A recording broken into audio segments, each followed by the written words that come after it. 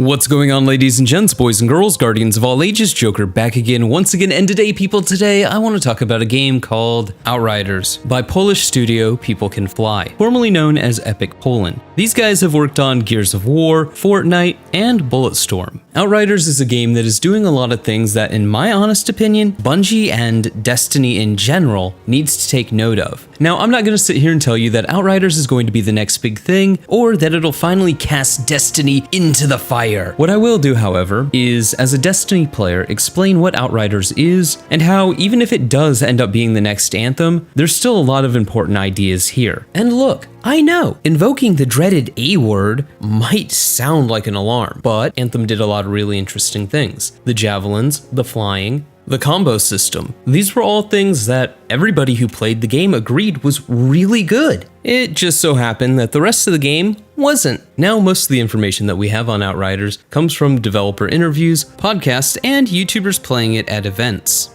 Actually, I don't know if I'd call it a funny story, maybe kind of an amusing aside, but if you're anything like me, you probably looked at Outriders and your eyes rolled straight to the back of your head and you wrote it off. I certainly know I did about a year ago when I first heard about it from a video by MTash, where I think I maybe watched 5 minutes of it, saw this generic as fuck Destiny-esque looter shooter, but this time in third person. Yeah, I clicked out of that video so quick you'd get whiplash and went about my day. It wasn't until SkillUp retweeted a video from the developers of Outriders detailing the PC specs for the game that the game came back to my attention. Mind you, I don't play games on PC, but it was what was in this video that really got my attention.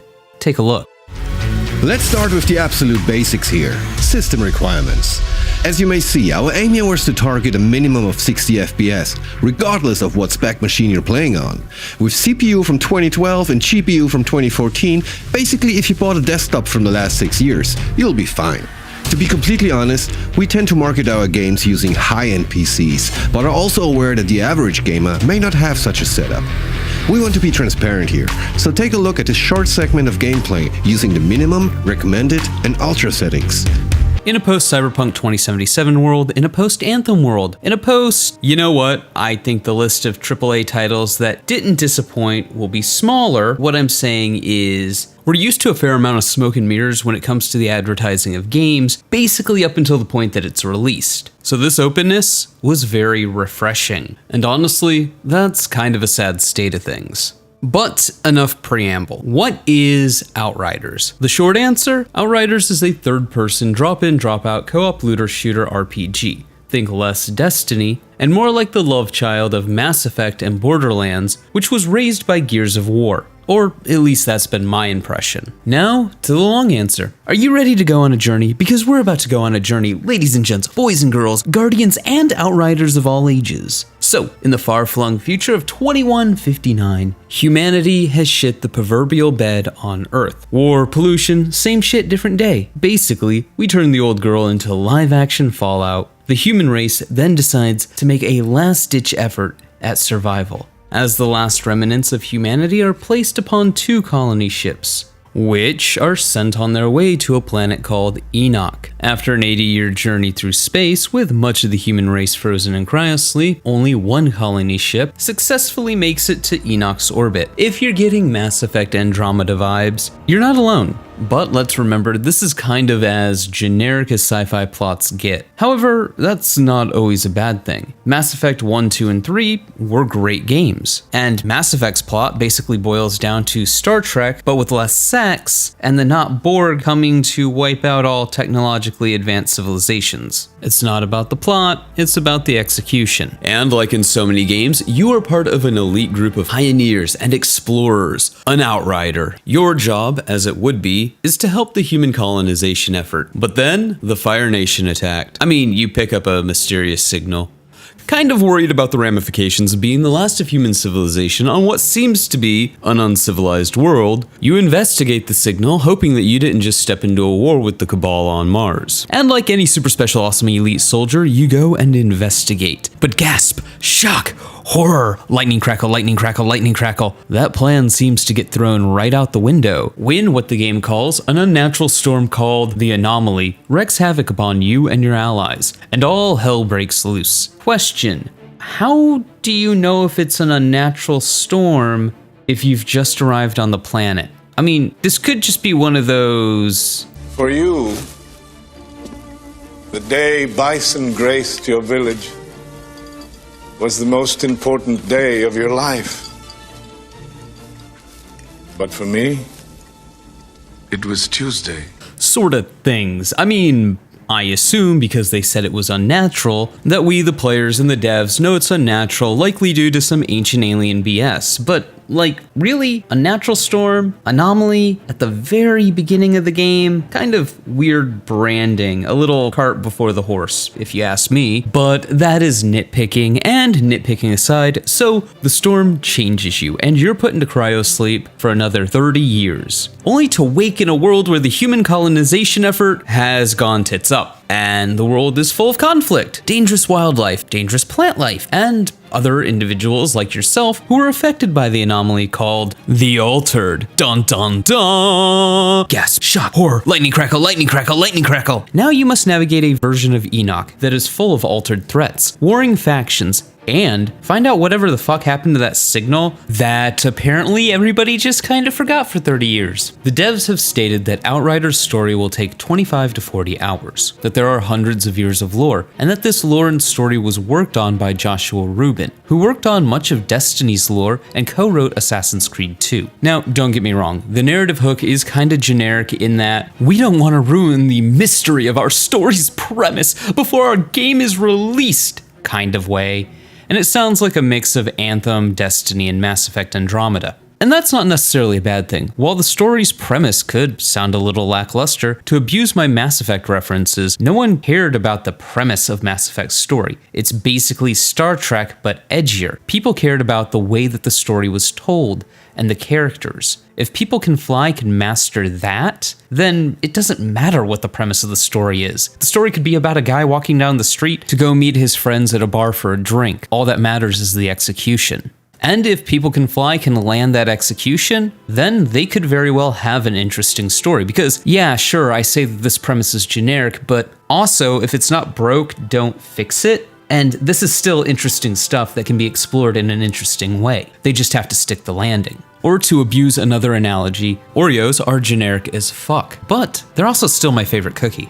But story is not everything. Some people even say that story is the least important part of a video game. After all a story needs to do is contextualize why you're going from point A to point B to point C to point Z and killing everything in between. Which brings us to two questions. How fun is killing shit so I can get their shiny shit? And can I use that shiny shit to kill other people who have grinded for shiny shit in a competitive arena? So let's start with question number 2. I know, out of order, and I could have just ordered it the other way around, but I didn't want to. No, there doesn't seem to be any PvP, which is kind of weird, given that People Can Fly worked on both Gears of War and Fortnite, but it is understandable. And to add to that, Outriders is not a live service game. Gasp, shock, horror, lightning crackle, lightning crackle, lightning crackle. This does seem to be a huge misconception because in passing at least, Outriders does look like a Destiny or an Anthem type game. You have the hub, you have your vendor NPCs, you have your loot,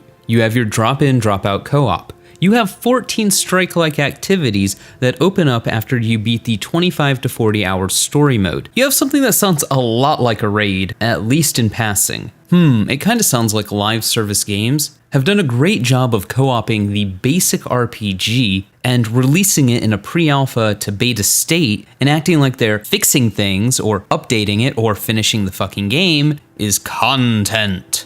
All while lowering the bar for the types of stories that can be told in these games because my live service game can't have a flowing narrative that makes sense because it might interrupt somebody else's headcanon, even though the writers, directors, artists, and game developers all treat the main player character as the only character. But hey, fucking details. Now, to circle back and answer the first question I proposed, as I've already noted, Outriders is a third-person shooter. And normally, look, I'm gonna be real, I'm gonna be honest, I'm gonna be real honest. Normally, that would be a turn-off for me. Like, do not pass go, do not collect $200, go straight to fucking yourself. They've just never been my thing. With one massive exception that proves the rule: Gears of War. People who fly have worked on both Gears of War and Fortnite, and Outriders certainly looks like it's learned from that Gears of War experience. So I don't think it's weird to expect a very tight handling third-person shooter experience. The battlefield also looks like they're littered with chest-high walls, and dodging is part of the movement kit. Now all we need is some wall bouncing while playing a Devastator. Outriders take on Destiny's Titan class, shotgunning everything and everyone in sight, and then, well, everything will be right with the world. Speaking of classes, Outriders offers 4 distinct classes. Now, Outriders has done a really great series of class videos, and honestly, it would be kind of moronic for me to just not cut them up and share the relevant bits with you instead of copy and pasting basically what's said in the trailer verbatim and regurgitating it in my own voice. Cheap, sure, why not? But effective. Why work hard when you can work smart? So without further ado, ladies and gents, boys and girls, guardians and outriders of all ages, here are your outrider classes. Editor's note: so this ended up being a little longer than I thought. Basically, I carved 40 minutes down into 20. If you already know everything about the classes and you want to go ahead and skip, there should be a timestamp on the screen. Clicking on that will take you to the rest of my opinion about Outsiders. We're kicking things off with one of the 4 classes you'll be playing as, the Trickster. Healing. Within the brutal and violent world of Outriders, there'll come times where you'll be hurt and need to be healed. The key thing to note here is that there aren't any quick fix health potions or magic spells, but playing offensively restores HP instead. Your best chance at survival may actually be to teleport to where the fighting is thickest. Taking your enemies down is the key to keeping you alive. Unique to the Trickster, they get healed when killing enemies in close range, and they also get shields. Let's explore 4 out of 8 total powers the Trickster has at their fingertips. The Trickster will feature an additional 4 powers on top of those that we're talking about today, but we'll showcase these later on. Power 1, Temporal Slice. This will be the very first power you unlock as a Trickster, and it's the class's bread and butter. All enemies hit by the slash will be temporarily paralyzed, which is displayed by their skeletons becoming visible and their movement greatly slowing down. Slowing enemies down is a key Trickster skill, as it allows you and your squad mates to pour lead into any enemies caught in the effect. The Temporal Slice is especially effective in combination with other skills that cluster enemies close together. The slice will affect all enemies and allow for maximum damage and kills, which can easily heal a nearly dead Trickster back to full health thanks to the mechanics. Power 2, Borrowed Time. Upon use of this skill, you will instantly gain a percentage of your maximum health as a shield that absorbs damage before your health is affected. Additionally, using the power will create a time clone of yourself in the location that the power was used. You can thereafter freely move about and engage the enemy, or set up a trap. But using the borrowed time again, when your time clone is still active, will teleport you back to the time clone's location. Should you be going into a high-risk combat situation, you may want to use this skill as your quick escape from danger. Just when you're about to die, you can teleport to safety. Power 3, Slow Trap. This power will create a dome around you that slows down enemies and enemy projectiles, while still allowing yourself and your allies to move at normal speed. Think of it as your own personal bullet time bubble. This is a skill that can be used both offensively and defensively. Alter your Trickster. Each class has a tree of class point nodes that you can activate to alter the way your build and skills work. Class points are acquired by leveling up. You won't be able to fill out the entire class tree, but you will be able to respec your nodes to change the way you play. The 3 branches for the Trickster link into the class's fundamentals: movement, damage, and disruption, with each branch providing both major and minor passives. In the Trickster's case, these 3 branches are called Master of Space, Harbinger, and Assassin. There are elements of the fundamentals in all branches. They're intertwined and you can cross-link them to your personal needs and wishes. The Master of Space branch will generally provide bonuses while the player is moving, and improves your close combat effectiveness. No tier will enhance your damage with shotguns and SMGs when you use movement-based skills. The Harbinger is the tank path of the Trickster. This path focuses on providing damage mitigation as well as shield bonuses to provide maximum survivability. And the Assassin branch focuses on skill damage output. Several nodes here provide bonuses when you use damage and movement skills, and the path provides additional anomaly power and skill leech options. Additionally, the equipment you use may impact the way your skills work. An equipment's passives might reduce the cooldown or duration of a skill, or they might alter it on a more vital level. Taking a look at our next class. Crank up the heat because it's the Pyromancer. Fundamentals. The Pyromancer has 3 core fundamentals that underlies each of their powers. These are Explosive, Immobilize, and Ignite. The Pyromancer is focused around thermal and fire-based powers and effects, which you can even see in the class's melee attacks. Your standard melee attack will deal fire damage to anyone it hits, while also inflicting extra effects as well, healing. As with all of the classes, there are no quick fixes to retaining health. You need to play aggressively to restore HP. In the Pyromancer's case, they can be healed if an enemy dies while marked by their skills. Any Pyromancer skill that damages an enemy will mark them for a set time. This means that Pyromancers can get maximum healing from affecting the greatest amount of enemies possible, and then also ensuring that those same enemies meet a swift death. Powers. Many of the Pyromancer's powers inflict a status effect called Burning. This sets enemies on fire and provides a nice bit of damage over time. However, inflicting Burning also momentarily stuns enemies and can be used as an interrupt. Power 1. Thermal Bomb. Thermal Bomb will set an enemy ablaze and deal additional damage to them over time.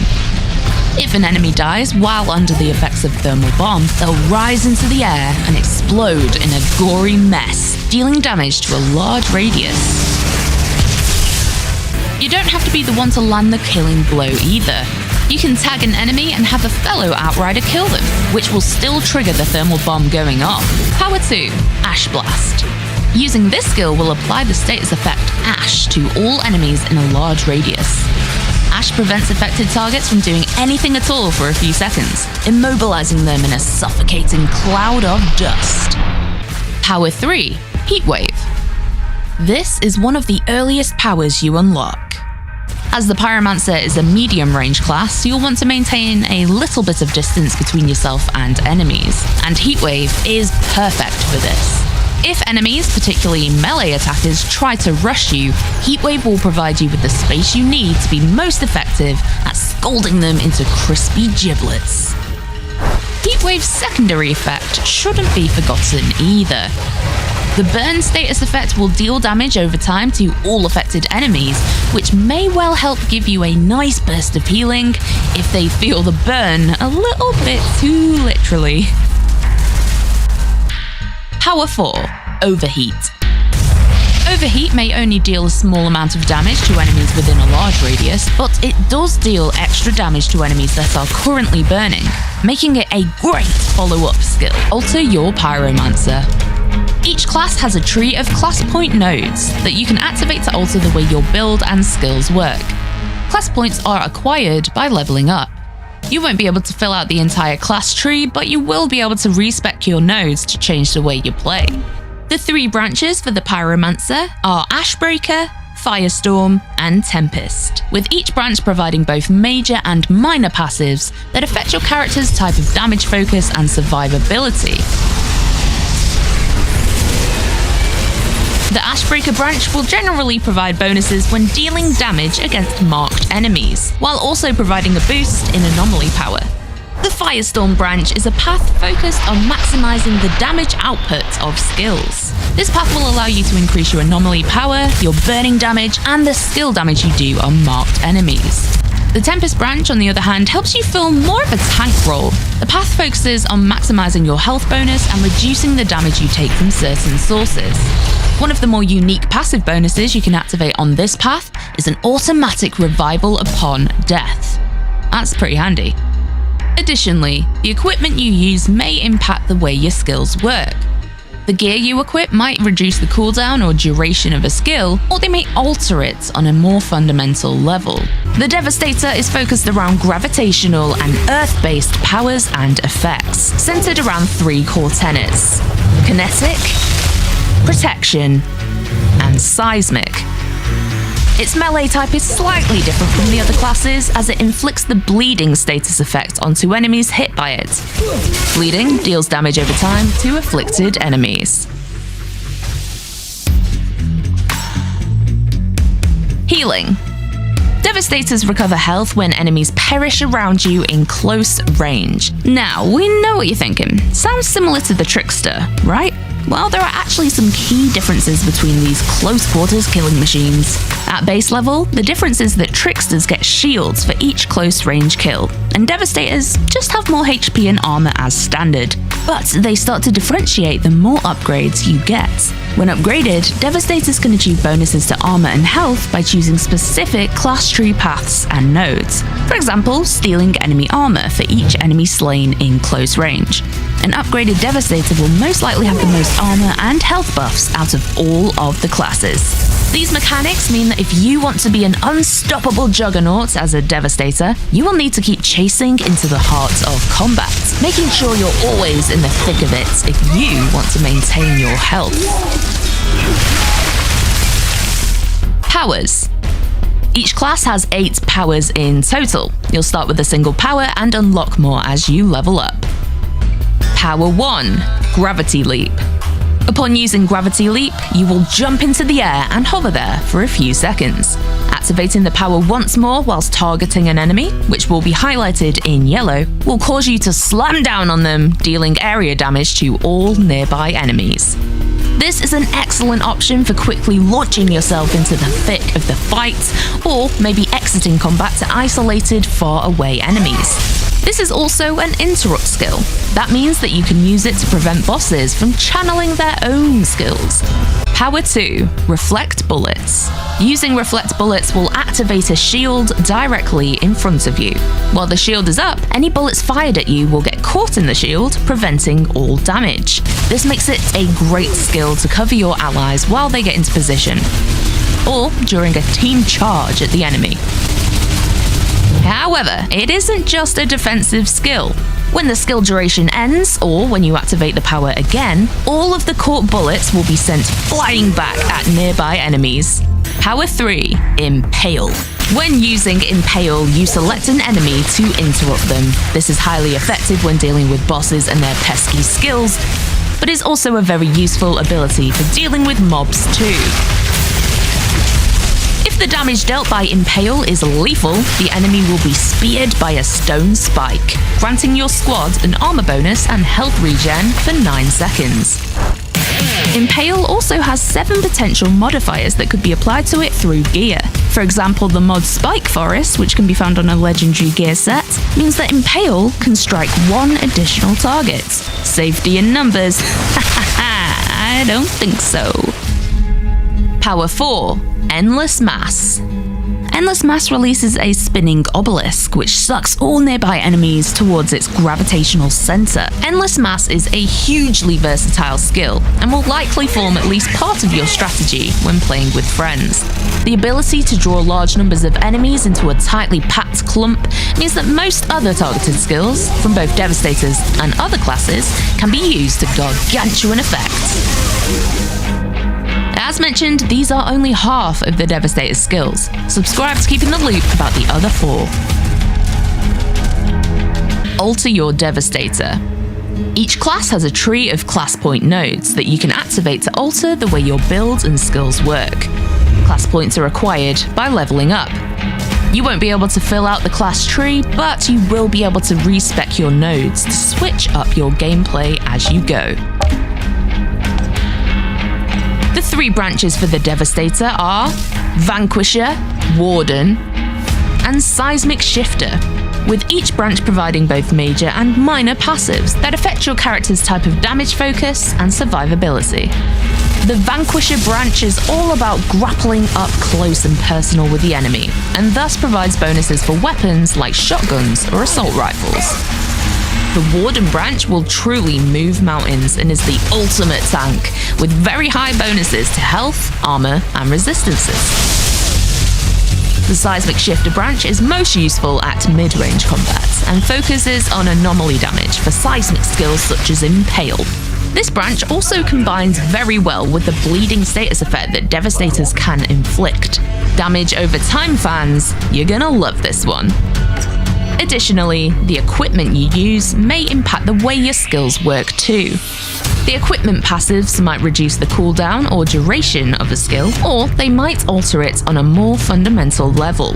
But we don't want to spoil the fun too much today, so we will showcase these in another video. It's our fourth and final class, the Technomancer. Fundamentals. Technomancers focus their powers around summoning and indirect sources of damage and effects. Spearheading this playstyle are three core tenets: Ordinance, Gadget, and Decay.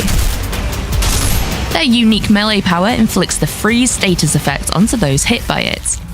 Freeze stops an enemy in its tracks, allowing you and your squad mates to focus fire on them. Healing. As we've mentioned in the other class spotlights, the main way to regain health is not via potions or spells, but by playing aggressively. In the Technomancer's case, they recover a portion of the damage they deal to enemies as health. They're a true vampire leech.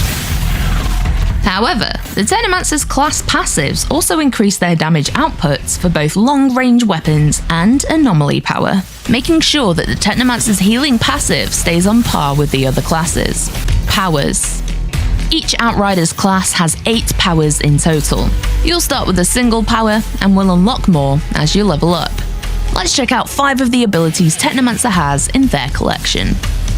Power 1, Tool of Destruction. Tool of Destruction works a little differently to other skills in Outriders, in that it has alternate modes. Activating the skill via button press equips your Technomancer with a rocket launcher, but activating the skill by holding down the button will instead equip a minigun. However, the rocket launcher has the added bonus of interrupting enemies it damages. Power 2, Fixing Wave. For those of you who prefer to play as support or healer to your mates, Fixing Wave may just be your skill of choice. Fixing Wave is a skill design exclusive to the Technomancer, and is the only power in Outriders that can restore health back to yourself, your constructs, and your allies, regardless of distance. Power 3, Pain Launcher. This is one of a number of the Technomancer's construct skills, and will create an automated defense device to damage enemies independently.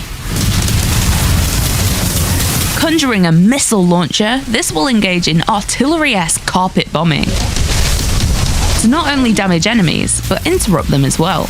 Bear in mind this gadget has a slight setup delay, so you'll need to tactically time it well. But if you pull it off, you can expect to create some awesome combinations with Pain Launcher.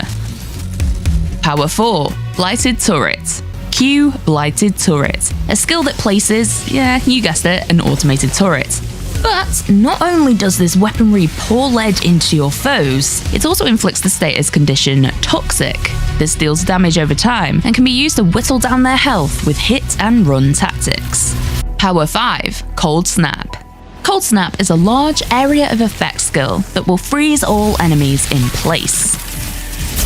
In an offensive scenario, you can use Cold Snap to wreak havoc with your other skills or regular weapons, especially if you manage to catch enemies when they're clumped together. Defensively, Cold Snap will help you prevent melee attackers from swarming you and getting too close. This is particularly useful for players who prefer sniper rifles and long-range combat. And bear in mind, the Technomancer will feature 3 more powers on top of these first 5. Endless opportunities for computer-based carnage. Alter your Technomancer. Each class has a tree of class point nodes that you can activate to alter the way your build and skills work. Class points are acquired by leveling up. You can't fill out the class tree entirely, but you will be able to respec your nodes to mix up your playstyle. And there are no costs or penalties. Respec your tree at any time. The 3 branches for the Technomancer are as follows: Pestilence, Tech Shaman, and Demolisher, with each branch providing both major and minor passives that affect your character's type of damage focus and survivability. The Pestilence branch flows best with your decay skills and weapons. It's all about increasing the damage you do with guns and provides great bonuses, particularly to sniper rifles or assault rifles. The Tech Shaman is more focused around indirect damage and will boost your turrets, freeze effects, and healing. Notably, the overclocked passive node here will increase your damage significantly whenever you activate gadget skills, but it will also grant you a second chance. The Demolisher path will synergize with the greatest amount of your skills, and node here will mean that using your ordnance or gadget skills will impart a host of bonuses and buffs to you, as well as boost your toxic effect damage. Notably, this path also has a node which will inflict toxic on all enemies that you freeze with your melee attack. As well as this, the equipment you use might also influence the way your skills work. The equipment passives might reduce the cooldown or duration of a skill, or they might alter it on a more fundamental level. So you got your Earth class, which is a Titan, I love it, dude. I honestly love the trees. I love the class customization. I love the fact that they brought Fireborn from Destiny. I like the fact that their Hunter class, air quote Hunter class, is actually more of an assassin than what they are in Destiny as well. Like, there's a lot of Destiny comparisons, and I'm sure that you can kind of, if you're just tangentially looking at them, you can kind of see like, okay, this is the Titan, this is the Hunter, this is the Warlock, and you start going, wait a minute. These have such large skill trees, and not only do they have very long, intricate skill trees, but the skill trees also can jump to one another. So you can start on the top skill tree, then take a perk that allows you to pass to the second skill tree, then later on take another perk that allows you to pass to the third, or back up to the first. This is just a lot of really cool player choice and customization, and I know what you're thinking, but Joker, there will always be a best way to kit out your Outrider. That's just math. And you're absolutely positively correct. However, like, trying shit in this game doesn't cost you anything. You just reset your skill points. So, I mean, like, why not? Now, I know I really don't have much to say on the classes, but this is going to be one of those things that I have to revisit when the demo comes out. I will say this, however. I know I'm the big, strapping, handsome Titan of the internet, but that Pyromancer though, the Pyromancer though, that self-reviving Pyromancer though. That was cringe. I'm gonna keep that in. But moving forward. So Outrider has 4 classes. Honestly, who cares? They could be the greatest fucking classes ever devised by mankind. Their loadouts, their perk trees, their skill trees, their intertwining, mingling, how they play with one another could be the most synergetic thing that mankind has ever devised. And yet, none of it matters if the game you're playing isn't fun. So, what exactly are we doing with these 4 subclasses? Well, as I said earlier, Outriders is a third-person drop-in, drop-out co-op looter shooter with a 25 to 40 hour story mode. This story mode will take place in non-linear areas and biomes, meaning as you play through new content, it's actually going to be new content. Gasp, shock, horror, lightning crackle, lightning crackle, lightning crackle.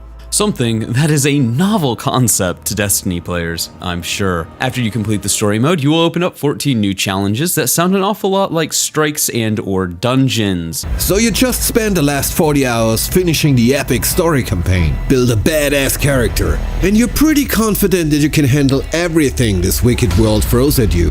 But you're also aware that Outriders is a complete experience, straight out of the box, and doesn't have any live service elements. For reasons that will become clear, mysterious points of interest have appeared across Enoch. New mysteries and stories are all waiting to be discovered. Precious resources, allowing for even more powerful gear. This is the place where advanced players really get to test their skills. It's a vicious but highly addictive post-campaign mode we call Expeditions. All of which leads to what sounds an awful lot like a raid. You will need to become much more if you want to even reach the ultimate challenge. But why are we doing this? Why are we still here? Just to suffer? Well, Outriders is a looter, and I've not talked about the loot. Or the crafting system. Two things that Bungie needs to perk their fucking ears up and pay extremely careful attention to, in my own humble opinion. Basically, it's one of the most compelling and important core features of Outriders. Modding, crafting, and everything in between. Let's talk about mods first. Mods are passive skills that can significantly alter the way your weapons, armor, or abilities work. For instance, they can add effects to your gunplay irrespective of your class, sticking your enemy with a nasty status effect like freeze, bleed, weaken, toxic, and many more. With rare and specialized mods equipped, you can even get a taste of the powers of a whole different class. For example, Golem's Limp is a legendary shotgun. It will grant its wielder the Devastator's Golem skin for 3 seconds after every killing shot, in this case helping out a Pyromancer. Or maybe you get lucky and find this little gem, which takes a page from the Trickster's book about bending time and space. This mod will hit your opponent with a slow effect, like the Trickster's melee attack, but here we see a TECHNOMANCER making use of it.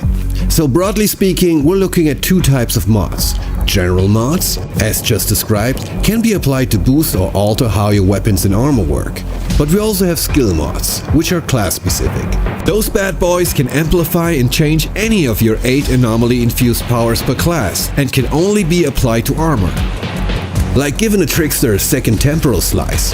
Or how about increasing the damage, radius and ammo of your Technomancer's rocket launcher? By equipping the Spike Forest mod, a Devastator is able to stick his worries on much more than just one skewer.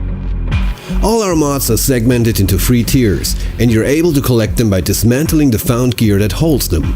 The rarity of a piece will determine what mod tier and amount of mods it might spawn with, except for our legendary gear, which has dedicated mods that can only be found on these specific items. These would be the mods in the tier 3 category, for instance.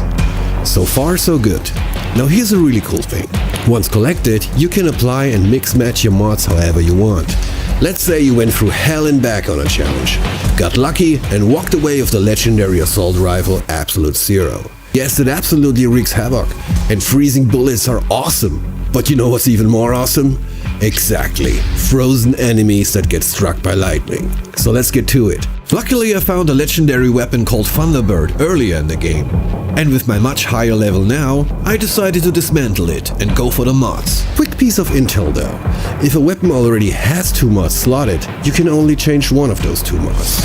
Now let's select the Ultimate Stormwhip mod, the one we scored earlier from the Thunderbird, and a slot on the weapon with the mod we want to replace. Now all we have to do in order to get this new dream weapon build is to spend a little of our resources. In this case, 396 iron. Beautiful. And this is just one little example how you can alter and upgrade every single piece of gear in Outriders. So what else can we do in this crafting table? Improve rarity lets us improve the primary parameters of every item that isn't epic or legendary. There's firepower for weapons and armor for your wearables. By the way, hovering over the crafting options will reveal a color code explaining what rarity is needed for each craft. Here we look at unusual, rare, epic, and legendary. Next up, swap variant. Here you can alter how your weapon fires and behaves in the field. Each weapon offers different variants depending on the type of weapon. You can unlock even more variants as your character level progresses. And last but not least, level up. Which is pretty much as straightforward as it sounds. Similar to improved rarity, raising a level of your equipment will boost firepower or armor. I think it's pretty obvious now. If you're really into tinkering with your equipment, Outriders will give you a lot of creative freedom to do just that. With about 350 individual mods across weapons, armor and skills, players have a lot of possibilities to experiment and home in on that perfect build. I'm not apologizing. So yeah, that's basically Outriders. Yes, there's more that I can cover, like a whole Q&A. If you're interested, let me know in the comments below. All in all, look, I don't play Destiny for the PvE, but that doesn't mean I couldn't enjoy a really good PvE game, or a really good RPG. Sadly, Destiny is neither. Destiny has never really scratched that RPG itch. I love games like Mass Effect and Dragon Age, and Outriders looks like it's going more in that direction than the Destiny direction. Outriders is going to have a demo, and I'm looking forward to diving into that. And I really hope that my excitement for the franchise isn't squandered. But hey, those are just my thoughts. Let me know yours in the comments below. Are you guys excited for Outriders? Do you want me to cover more Outriders content? Let me know. Also, remember to like, but only if you did, subscribe for more. Feel free to donate to my Patreon if you're feeling particularly generous, but above all else, stay frosty.